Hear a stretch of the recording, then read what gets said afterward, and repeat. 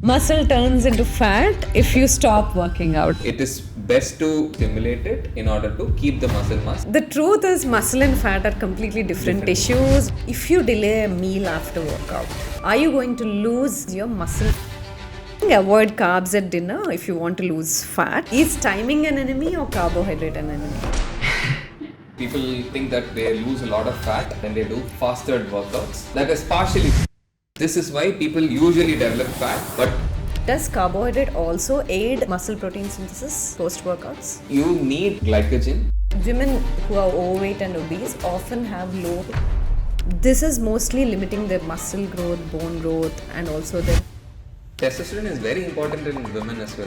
So the best way to prevent fat accumulation is to reduce the calorie. Correct. And not slamming this protein shake post-workout within 30-minute window. It doesn't matter if you are. Does intense exercise suppress your immunity? Basically, you have a transient dip. Transient dip is going to continue in anybody, compromising their recovery, overtraining.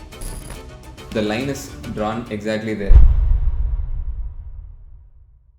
So today's discussion is for everybody who is excited to start their fitness journey or is confused on what to take for pre-workouts, post-workouts, confused about recovery and so on. So today we'll explore all about this.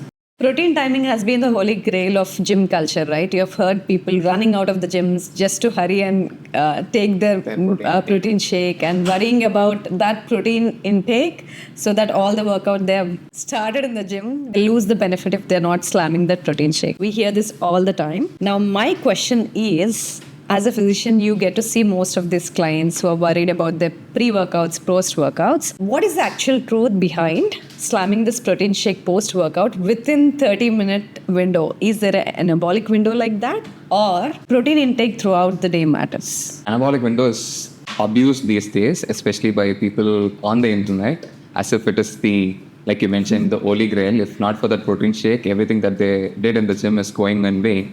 But that's not the case, as you already mentioned, as you know as well, right? Because anabolic window is anywhere between 24 to 48 hours in most individuals, and it is even more higher in individuals who are starting out new. If any of our viewers are starting their workouts for the very first time, something called as noob gains, which is basically when you have never worked out in your life and you're starting to work out, you're putting that resistance on the muscles, and that muscle tension along with protein availability combined with all the signaling happening for the very first time, you are building out muscle than anybody else who started their journey probably like 2 years have been working out. For them to gain the muscle mass, and for somebody who is starting out very new, their anabolic window is larger. Any which ways, anabolic window is anywhere between 6 hours to 48 hours, right? So if you are working out, you have put the muscle under tension using concentric and eccentric movements, and you have availability of amino acids from protein, then you will end up building muscle. But there is a key concept which most people don't understand, which is muscle protein synthesis and muscle protein breakdown. Both happens when stimulation is happening during that activity, be it exercise, be it calisthenics, be it gymnastics, be it any sport. As much as stimulation is happening, muscle breakdown is also happening. But what determines whether they are growing muscle or end up losing muscle in the process of working out is going to be the amount of amino acid pool that is left behind at the end of the day. So it doesn't matter if you are clogging that shake within 30 minutes or 2 hours later. All that matters is if you are matching up to that body's requirement for that particular day, which is anywhere between 1.2 to 1.5 gram per kg of your body weight, spread throughout the day, probably like 20 to 30% per meal. If you cover for it, then it is good for you. Okay. So I think this is the same evidence that was being stated very recently, right? Because of this confusion of anabolic window where people are rushing for protein intake the very next hour after the workouts. The recent evidence also says the same thing. Your total protein intake throughout the day. Correct. That is what it matters, right? Now, is it any different for different age groups versus different gender? Is it same for both men and women? And is same for all the age groups? Somebody is beyond 40 years, there is going to be some amount of anabolic resistance, which means intensity at which you work out and the availability of protein, both are going to be compromised.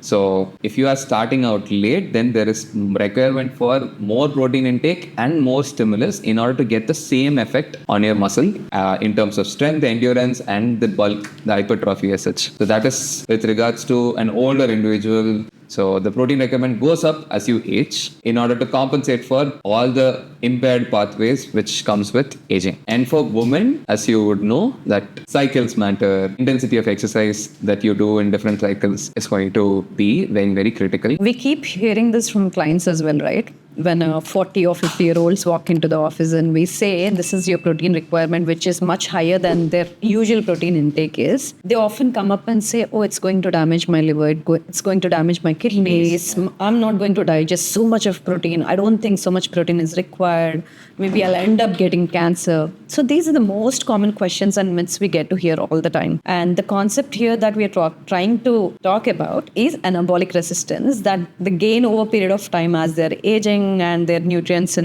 which comes down. So that's the reason we often recommend higher protein intake. Correct. Now, what do you have to say for people who are just beginning out, who are just starting? If they are in their 40s or 50s, they just started to strength train, and how do they manage their protein intake?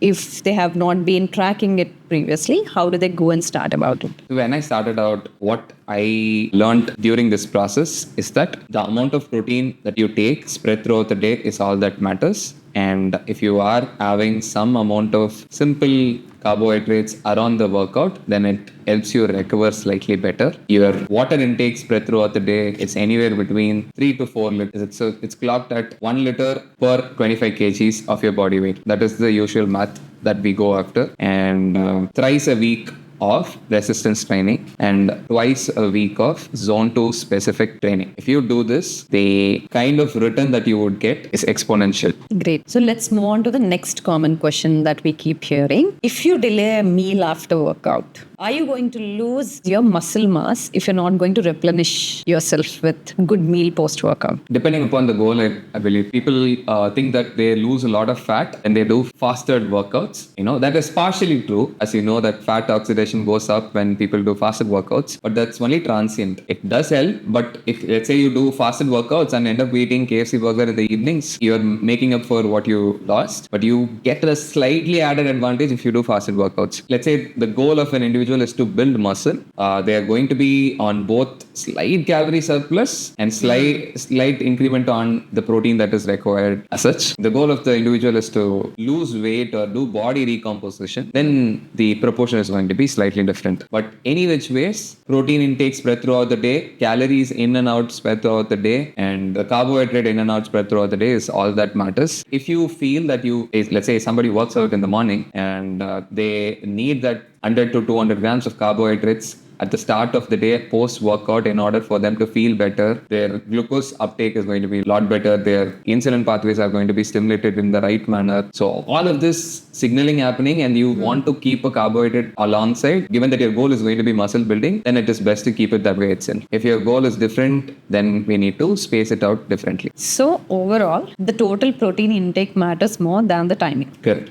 And all we are talking about is muscle protein synthesis for a healthy, regular individuals who are trying to be fit and healthy. Of course, for high performance individuals or bodybuilding, that anabolic window can be taken as an additional cofactor. Yeah. Yes. So yes, eating protein soon after exercise help with muscle protein synthesis, but the benefit of an immediate must eat within 30 minutes is not a compulsion. It's often a modest thing. Now, there's another most common myth, carbohydrates, right? It has become a villain in modern nutrition. People avoid it so much so that in women we often end up seeing hormonal imbalances or missed cycles, etc. The myth goes around saying avoid carbs at dinner if you want to lose fat. So people end up missing the carbohydrates in the late night meals. Or some people do well when they miss out carbs in the morning breakfast. But I've been reading this latest research study from Israel, weight loss study it was, which compared people and which showed that eating carbs at night actually improved their satiety and fat loss markers compared to morning heavy carb intake. Now, I want you to decode on this. Is timing an enemy or carbohydrate an enemy? Always people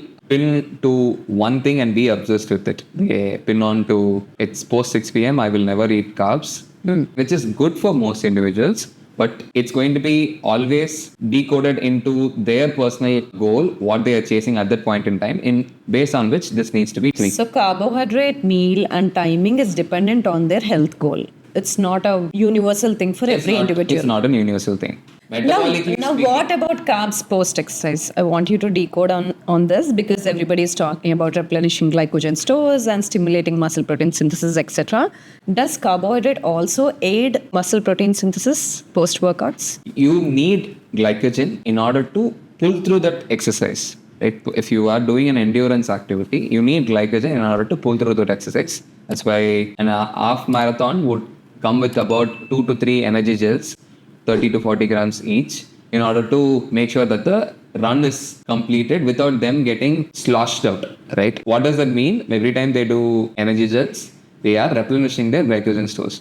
That is nothing to do with muscle building. But historically, if you see any marathon runners, their muscle breakdown is more than the muscle synthesis, because of which they look what they look. They almost look like a stick, but they are having such good muscle endurance, which they have primed in order to cultivate the kind of activity that they want. It is going to be personalized in order to meet your goals. If your protein intake for the day and carbohydrate intake for the day is yet to be completed, you can always have it as a part of your dinner. But if it is not the case, you've already finished carbohydrate intake for the day and the protein intake for the day is completed, you can might as well skip the dinner with a heavy carb load. So carbs post-workout does help with glycogen stores? Yes. And this is also stated by sports nutrition that we all need 1.2 gram per kg body weight per hour of carbohydrate in recovery phases when rapid glycogen restoration is needed. And by adding carbs to protein, it doesn't seem much to improve muscle protein synthesis, except in situations where people were trying to limit their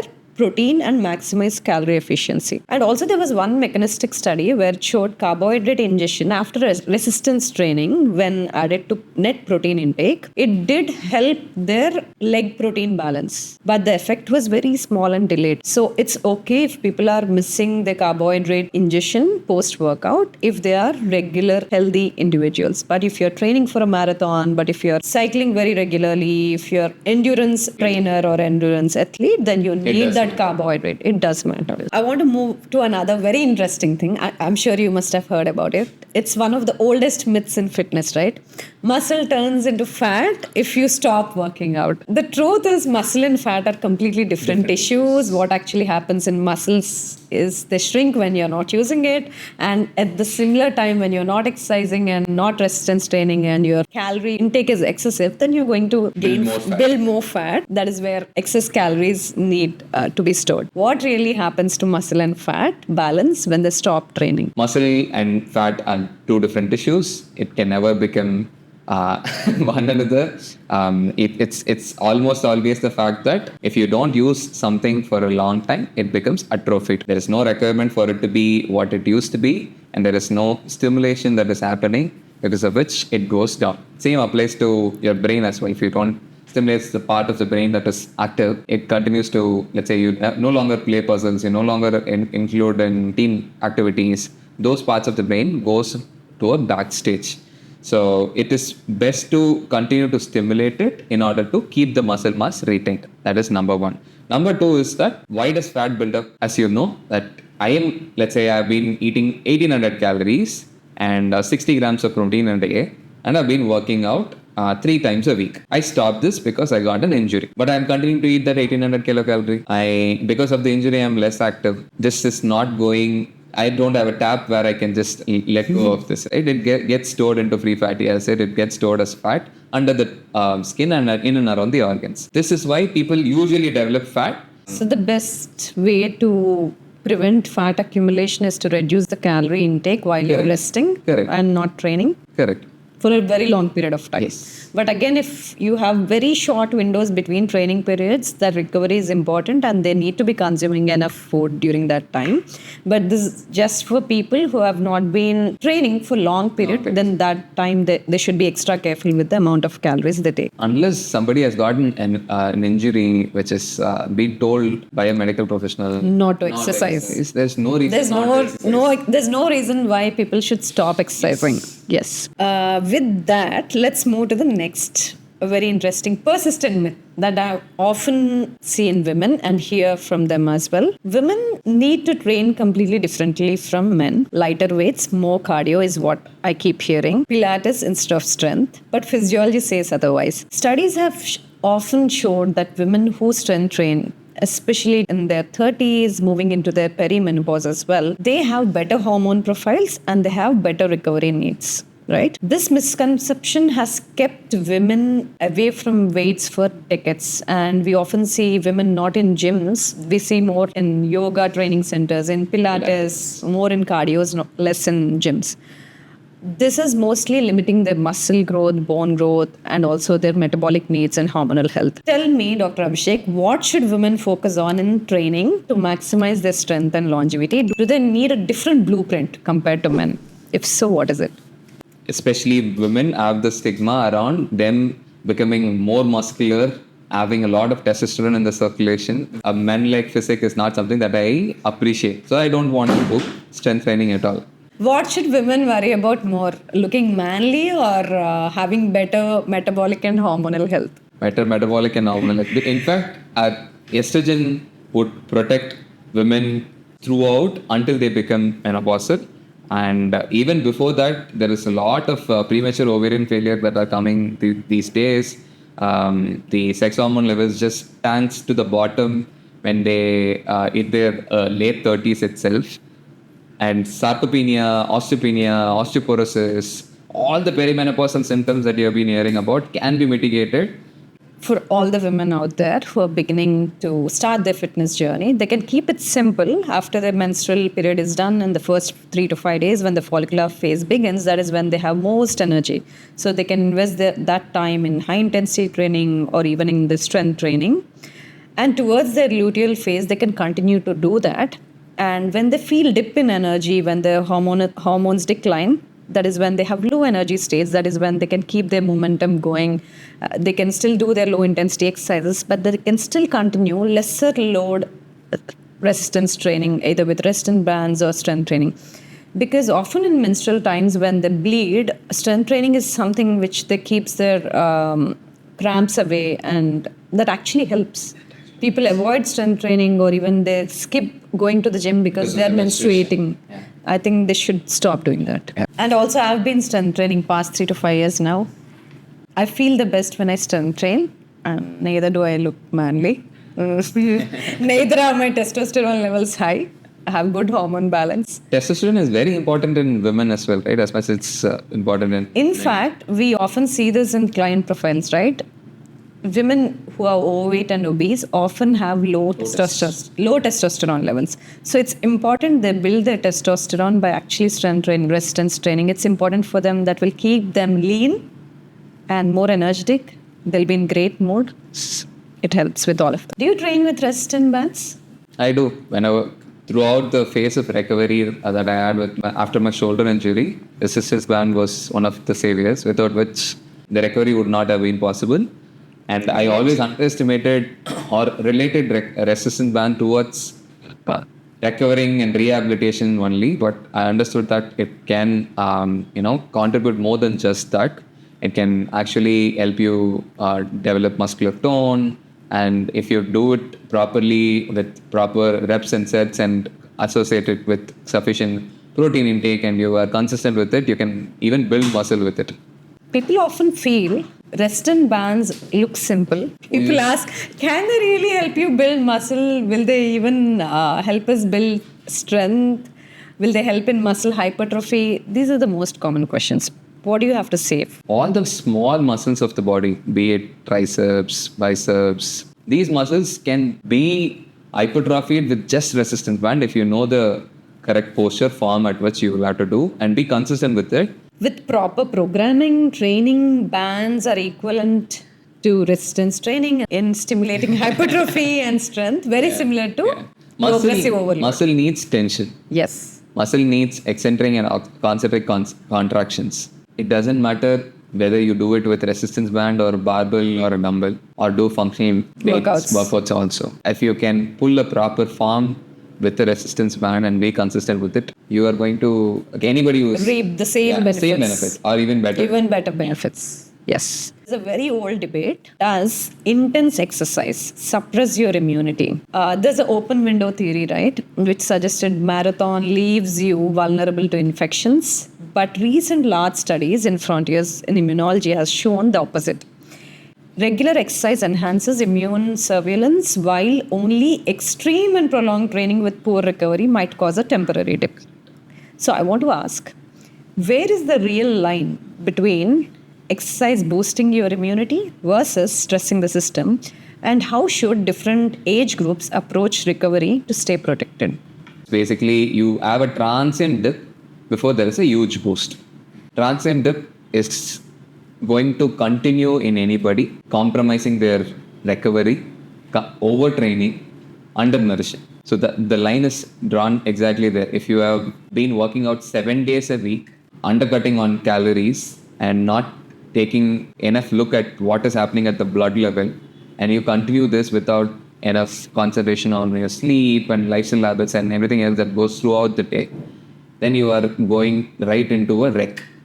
If you work out concentrating on your sleep, recovery, rehab, and the nutrition part. So basically, people overdo only one thing. They say workout is equivalent to fitness. That is what people think mostly. But it's all about what you do after workouts, because major benefits you reap are what you do after you get out of the gym. What is your hydration level? How is your nutrition status? How do you sleep? How do you recover? Though there's a short dip in HRV, heart rate variability, which is what we are all recording in your band or on my ring, though there is a temporary drop during the stressor period, later doing that exercise consistently and recovering consistently will enhance HRV. Yeah. That is how we all recover. So, this notion that intense exercise can reduce your immunity is because these people are not recovering enough. Either their hydration, sleep is messed up. Yeah. Dr. Abhishek, massage guns are everywhere, marketed as miracle for recovery because they break down lactic acid. But we all know, body has a way to clear lactic acid. Naturally, right? Then why is this marketed? I have used massage guns. You probably might have as well. So it does help you feel better at the local level, right? It releases the myofascial tension. It mobilizes certain molecules that are stored underneath, which makes the muscle be very rigid. So it helps you relax, reduce soreness. Yeah. Helps aid in recovery. But it's not the sole reason why you should, that's not the key contributor towards recovery. So sleep matters. Sleep matters. Total protein intake matters throughout the day. Replenishing the glycogen stores matter. If you are aiming for higher performance or if you want to be an endurance athlete, then your carbs matter. Consistency matters. So listen to your body. I think it's a very personalized journey, right? Some people do best on fasted workouts. Some people do better on taking short protein meal, small protein meals before or after workouts even. So I think there's a very individualized things. For example, I feel better when I work out fasted. You may be taking a pre-workout. So it's very individualized thing. It depends on the health goals. It depends on your current health condition. It depends upon your current health profile, your nutrition status, your injuries, your sleep, recovery, etc. Let's move to rapid fire round. Some very quick common myths. Let's bust them. Apple cider vinegar reduces belly fat. No, it does help in improving your postprandial glucose spike. But that's too transient. Again, your net calorie intake and net carbohydrate intake wins. If you're doing apple cider vinegar before every meal and doing Milano ice cream, it's not going to help you. So small studies show minor effects on blood glucose and appetite, but not belly fat reduction. It does satiety as well. It gives you some satiety to start off with, but not going to prevent you from having that ice cream. Yes, definitely hype overweighs the evidence. Moving to next question. Dark chocolate is a healthy pre-workout snack. Agreed. It does improve vasculature. It contains some amount of caffeine, theobromine. It does boost it up. Your muscle endurance is boosted up a little bit. Your recovery might be boosted up a little bit. The rate at which you take out any activity also is boosted up. But most chocolate bars come with extra fat and sugars, emulsifiers. If you find a clean chocolate, exactly, 70% or more, with no added sugars, with no preservatives, palm oil, and everything, then taking a bite or two doesn't bite Harm you. Yeah. Okay. So the benefit depends on the quality and the portion. Next one. Red meat is always bad and should be avoided completely. It's not bad. It's not always bad. It's not something that you should never touch in your life. It again boils down to individual genetic profiles and your individual health profile at the moment. If somebody has got mutations with their LPA, then red meat consumption should be tuned down a little bit, right? If they don't have any metabolic challenges, Then moderate intake is okay. Do cyclists and runners who are into endurance training have low sex drive due to excess training? True that, right? We see that in many people who are obsessing over an upcoming event. They train for it in an excessive fashion, but their sex hormones tank to the bottom. It is not great for the long term. But I think it's more about energy balance than exercise alone. So I think they should have that If they're balance. prioritizing recovery and energy balance, Then it wouldn't suppress the sex hormones. Yes. After a heart attack or stent, must you avoid cardio or strength training? more reasons to do it with moderation. So there's a reason why we have cardiac rehabilitation programs. There's a supervised exercise regimen after these procedures. But key is medical clearance. If you have been hanging on one of those myths, then all these myths are busted. There's no reason why you shouldn't start workouts, and there's no reason why you will put on fat if you follow these evidence-based discussions that we had today throughout the video. Thank you for watching till the end. If you loved and enjoyed this discussion today, I'm sure you'll enjoy the previous videos as well, where we are trying to deep dive into most complex health topics and simplifying them just for you. So please subscribe, follow, and share for more.